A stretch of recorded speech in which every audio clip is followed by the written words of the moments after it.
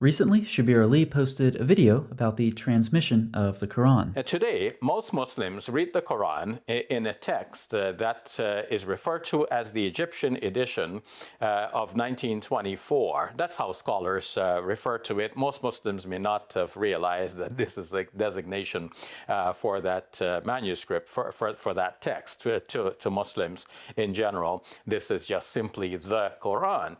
But this is not the only text of the Quran that is read throughout the world.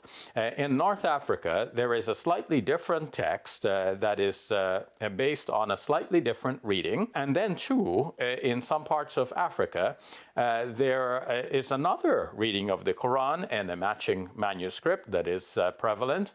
And here, too, we find some slight variations that do not affect Muslim beliefs and do not affect Muslim practices in any significant degree. Ralph Cravey, who brought this video to my attention, comments, he is saying essentially the same thing about the Quran that we say about the Bible. He says that the textual variants in the Qurans do not affect any core Islamic beliefs.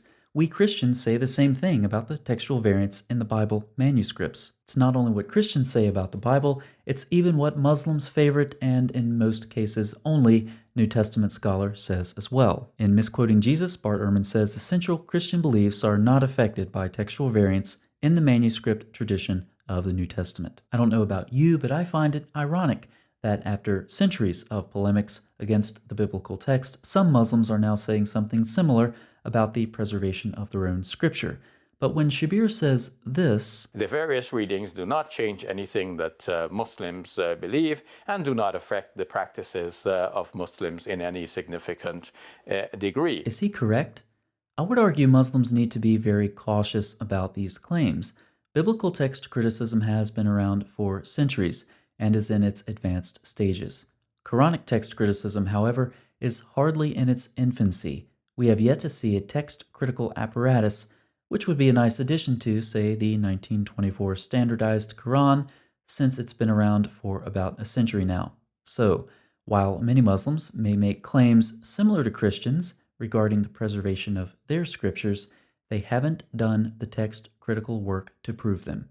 It seems likely that the bounds of orthodoxy will continue to preclude such a project among many scholars in the Muslim world for the near future. Indeed, much work on the text of the Quran has been done by Western scholars in recent decades, who are equally, if not more competent than their Muslim peers and less hampered by the limits Muslim tradition has imposed on critical examination of the Quran. Now, there are always Muslims who post comments on my videos talking about how the text of the Quran doesn't matter. The Quran has been perfectly preserved through memorization. Even after hearing Shabir Ali say this. So how do we make sense of all of this? We want to retrace the history of how these manuscripts became divergent. How is it that we have a variety of readings of the Quran and manuscripts to match? These copy-pasters will continue to impress us with all of the stories about the miraculous, perfect memorization of the Quran, and in the process imply they don't care about the data.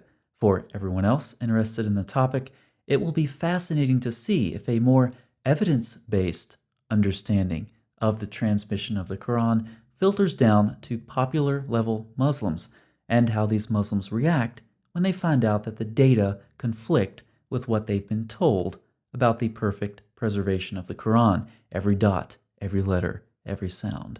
Of course, this conflict of data and tradition is the problem the Muslim world is facing on multiple fronts, not just with the preservation of the Quran.